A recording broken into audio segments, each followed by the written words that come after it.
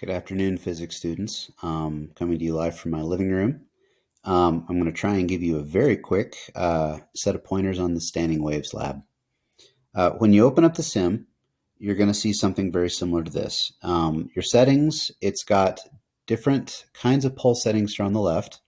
Right now it's manual, which means that I can just grab this wrench, and as I move the wrench up and down, I can send little wave pulses along there. I also have the option to oscillate pulses, which means I get this piston that basically just sends pulses back and forth.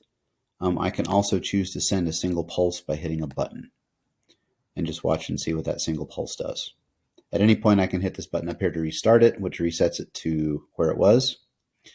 I've got different options for what kind of string I'm looking at too. I can have a string that's at a loose end, which means that when I send a pulse, then this is going to slide up and down. It's not going to be stuck in place.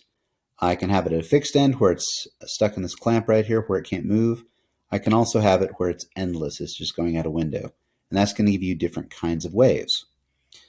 Then here at the bottom, I can control things like the wave's amplitude. That's how far up and down it goes. I can also control, well, if I have it on oscillate, I can control the frequency of those pulses, which is how often it makes a single cycle up and down. I also have down here the option to control damping. Now, for almost everything you're going to do in this lab, you want to set your damping to none, which means that it's going to give you just a continuous wave. If you play with your damping and you have your damping set to lots, you see that the wave dies out very, very quickly. So you're going to want to have it set to none. You're also going to be able to control the tension of your string. Okay, so in part one, you're actually starting with waves on a string with no end. That's what we have right here. We want to make sure we have all our settings correct. Our amplitude is at 0.75 centimeters. Check. Damping is set to 0. We're going to start with high tension. I'm going to hit restart. And at high tension, I'm going to hit play. Let it throw a few waves out there. Now, if I want to, I can send it into slow motion. I can also pause my wave at any point. Now, this is important because what it wants you to do in part one, it wants you to calculate the speed of the waves at each of these tensions. Now, speed or velocity of a wave is equal to its frequency times its wavelength.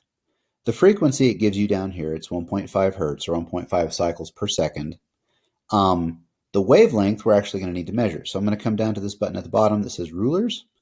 I'm going to pull up a ruler. Now, I want to measure a complete wavelength, which is the distance from one point on a wave to an equal point after one complete cycle up and down. So if you see right here, easiest way I can think of to do that is look and see where it crosses this middle reference line. I'm going to set 0 right there. And then I'm going to see it's going to go down, back up, and it's going to cross the line again right there at 4 centimeters. So the wavelength of this wave is 4. So what I'll do is I will take, to find velocity, I take frequency, 1.5, times wavelength, which is 4. And so it would be 1.5 times 4, which means I'm going to have a velocity of 6 centimeters per second, roughly. Okay, I'm going to erase that real quick. I'll do the same thing at medium tension. So I would restart. I'd set my tension to medium. And you're going to see when you set your tension to medium and when you set your tension to low and you rerun this, you're going to end up with different wavelengths, which means that you're going to end up with different speeds, so long as you've got the same frequency going on. And that'll get you through part one. Be sure you read the directions and do what it tells you. And answer this question here. Part two, we're going to get into waves on a string with a fixed end. So I'm going to come over here to fixed end and to get rid of my rulers. This time it wants us to set the amplitude to 0.05 centimeters. And so I'm going to bring my amplitude. I can either drag it way down. I can also hit these buttons here. I believe I can also just click and type there. I'm not sure. My tension is going to be high. So let me set tension to high. My damping is going to be set to none. Let me turn it back to normal speed. And what you're looking for here, you are looking for what are called harmonics. Now, these are frequencies that are going to allow this wave to form what's called a standing wave. A standing wave is where instead of what you saw a minute ago where you saw wave pulses moving from left to right, it's going to look like the wave pulse is just moving up and down. And there's going to be places along the string that look like they're not moving at all. And so what you're trying to do is you're trying to get a certain number of those up and down bumps, okay? That's called an antinode. And if you look here, you're trying to find the frequency that's going to give you 1, 2, 3, and 4 antinodes. And that's going to have to be just a little bit of hunt and guess. So if I start at like 1.5 hertz, you can see here the waves aren't big, and it's wiggling. Nothing's really getting very large right there. Another sign of a standing wave is you're going to start to get very, very big amplitudes out of it as it builds on itself. So what I'm going to do is I'm going to restart that, and I'm going to change my frequency maybe to like a, let's go for something like a 1.8 or 1.7. Okay, so I increase my frequency. Now you see it's trying to. If I go into slow motion, you can see it's trying to set up a standing wave. There's what looks like an antinode there, there, there, and there. So I'm getting close to those 4. But if I let this run at normal speed, if it keeps on going, then I'm probably good. But if it begins to kind of cancel itself out, then I'm going to have to go back to the drawing board and fine tune. Now I'm looking awfully close with 1.7. I'm not sure if it's going to keep going. Okay, it looks almost like it's starting to slow down. You see that? So the waves are canceling themselves out and it's all calming back down. So 1.7 is close, but it's not exactly what I need. So maybe I would go up or down by like 5/100ths either way and retest until I get those 4 bumps that just keep getting bigger and bigger and bigger and don't go anywhere. Once I have that, then I'm going to put that down as my frequency. Now, I believe that this line is actually on the same page on your handout. For some reason, it put it on the next page for me. But you put that frequency there, and then you would draw that series of bumps, what they look like on this little segment of string here.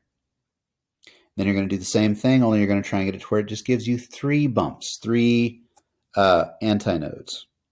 And then you're going to do it again and find 2, and then do it again and find 1. And I think what you're going to find is that when you find those frequencies that give you those harmonics, there's going to be something mathematically similar about all 4 of those. And once you find it, you should be able to see a pattern. And it kind of gives you a little bit of a hint in what it wants you to do with those numbers there. After you've done that, you should be able to predict what frequency would give you the 5th harmonic, which would give you 5 antinodes up and down. And then you're going to calculate that. You're going to change your frequency to what that would be, and you're going to see if it gives you 5 antinodes. Okay? If not, you can adjust and you can try and find it. Part 3 is probably the trickiest part, because to really understand how to do part 3, you need to finish part 2 first. But part 3, we're going to set the wave to loose end. Our amplitude is still 0.05. Our tension is still high. Damping is still none. But you're trying to do the same thing. You're trying to find a frequency that's going to give you this time you're trying to find the 1st harmonic. So you're trying to find something that is going to give you an antinode, or a place where it's going high and low down here at the far end. And here at the start, it's going to be very, very close to still. So you should see basically one big bump, or actually half of one big bump. And then you're going to try and predict what the other harmonics will be based on what you found up here in part 2. And then when you plug those in, you're going to find that some of them work and some of them just don't. And for some reason, I jumped over to that tab. Weird. Okay. Something's freaking out on the video here, so I hope that this catches all of this. But anyway, do what you can with that. You know, if you get through parts 1 and part 2 and you start on part 3, you might wait on me to get back to help you out with that if you can't quite figure it out. You guys are smart, though. You'll figure this out. Then it asks you some post-lab questions there. So I'm going to shut my mouth now, and I'm going to let you go get to work on it. I wish you the best of luck. Work stuff in pencil. Feel free to help each other out. If you find something that works, feel free to share it with the other folks in the class. And I will see you guys as soon as I can.